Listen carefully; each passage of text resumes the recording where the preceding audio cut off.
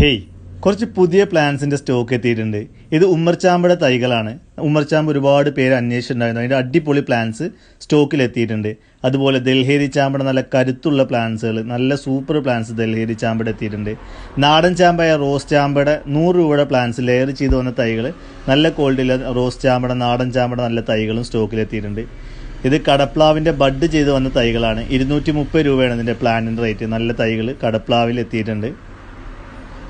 White longan, ഒരുപാട് പേര് അന്വേഷിച്ചിട്ടുണ്ടായിരുന്നു. White ലോങ്ങൻ്റെ നല്ല തൈകൾ, പൂവിട്ട് തുടങ്ങിയ തൈകളാണ്. സൂപ്പർ പ്ലാന്റ്സ് വൈറ്റ് ലോങ്ങൻ്റെ എത്തിയിട്ടുണ്ട്. ചെറുതായിട്ട് പൂവൊക്കെ പിടിച്ചു തുടങ്ങിയ തൈകളാണ്, ഗ്രാഫ്റ്റ് ചെയ്ത തൈകളാണ്. അതിൻ്റെ നല്ല തൈകൾ എത്തിയിട്ടുണ്ട്.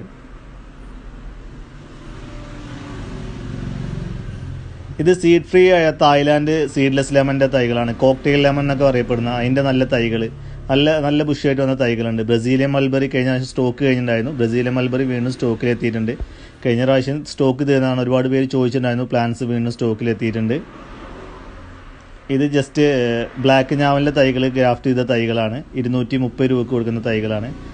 അതുപോലെ ബെയർ ആപ്പിളിൻ്റെ നല്ല തൈകൾ സ്റ്റോക്കിൽ എത്തിയിട്ടുണ്ട്. ബെയർ ആപ്പിൾ ഗ്രീനാണ്. അപ്പോൾ ആവശ്യമുള്ളവർ എന്തായാലും വാട്സപ്പിൽ മെസ്സേജ് അയക്കണം. Indian Kisan mart, Mullurkara, Thrissur district.